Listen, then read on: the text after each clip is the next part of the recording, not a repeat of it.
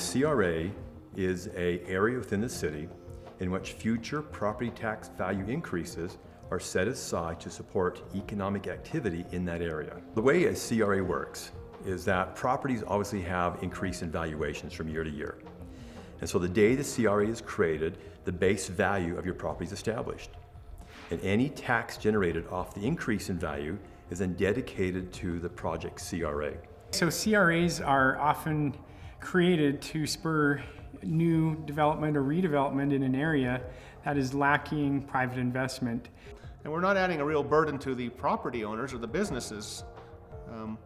We're increasing their business and their value, and that is a win-win. I think so basically, I think that builds on itself, funded up front by the future revenue that's coming by the investment. The CRA is a win-win, not only for the city, but the district and the county. There are some that have expressed concern that the CRA will redirect vital resources from the school district and the children that it serves. It's important to note that the school district will continue to get the base property taxes they get today, but it also allows the school district to continue generating new tax dollars. And oh, by the way, when the CRA goes away in about 20 years, they will be the beneficiary of all the new tax increment that was gained during the life of that CRA. One of the greatest things about a CRA is we do not have to put in any more tax dollars. It's not going to cost you $1 more, but we're going to have better developments and better opportunities come into the city because of the CRA.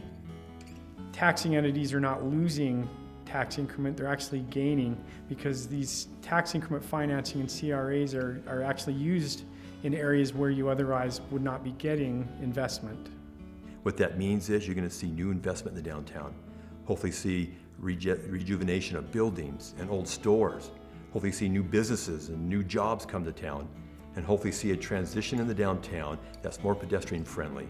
To really reinvent that whole area with landscaping and with a parking garage that we can all participate in, I can't do it on my own.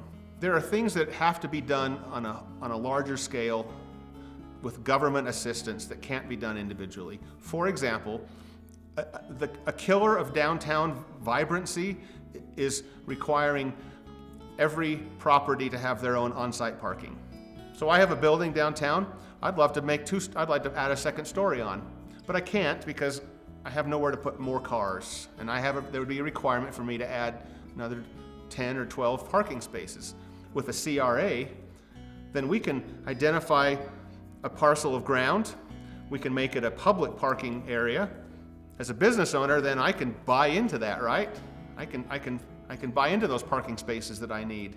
I can share those parking spaces with the movie theater, who uses them at night, and I use them during the day. So we can share those parking spaces. Without this type of financing structure, a lot of the dreams that we have about a world-class park with a splash pad, statues, art, parking structures has to come out of the general fund, and that's why we don't have a lot of this neat stuff in our downtown. We hope the CRA boundary will also entail the area encompassed by the Heber Creeper.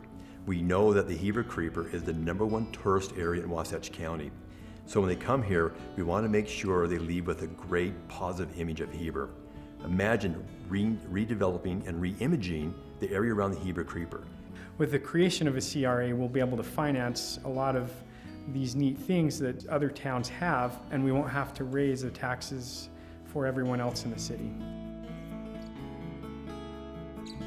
So I've had the opportunity to work for many local governments, and many of them have had amazing downtowns. Heber has an amazing downtown, and what we hope to do is take it from good to great. I think there's a lot of opportunities for Heber in looking to other cities and what they've done with their downtowns.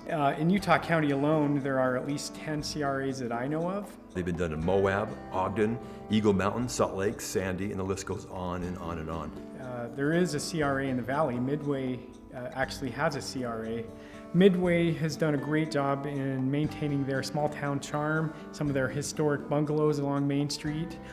You look at downtown Holiday and what they did with their CRA and really turning their town around.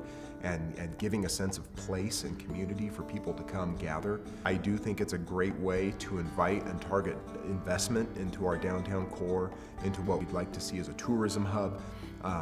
And it's a way to structure the redevelopment of these areas that have kind of been neglected and forgotten for a while. Again, this is not an unusual thing, and it's been proven to be a viable economic tool, particularly for downtowns that need reinvestment.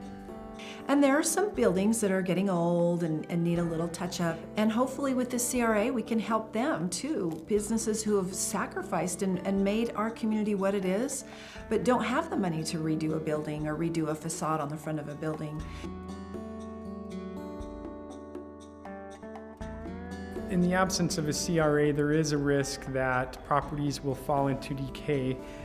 Typically, if you're not growing or improving things, they are getting worse. Well, without the CRA, the downtown will continue to age, it will continue to become blighted, and we need to re-energize the downtown to fulfill its best days yet. And to do that, we're going to utilize the CRA. To preserve our heritage and have a balance between growth and stability, I think we have to focus development efforts on the core of our town and try to dissuade development from greenfield development. We haven't seen a whole lot of urban renewal, or sometimes that's called brownfield development.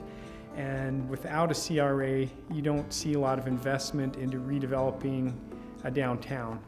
We're really hoping to maintain the feeling of our old Heber and create that look and feel that we all love. And some of our buildings just need a little touch up and need some help. And this CRA will be an opportunity for us to do that, to just keep going with the parts that we love and help fund some of the things that maybe aren't doable without it. So the creation of a CRA requires participation by the school board as well as the county council. Both agencies have to agree to what's called an interlocal agreement.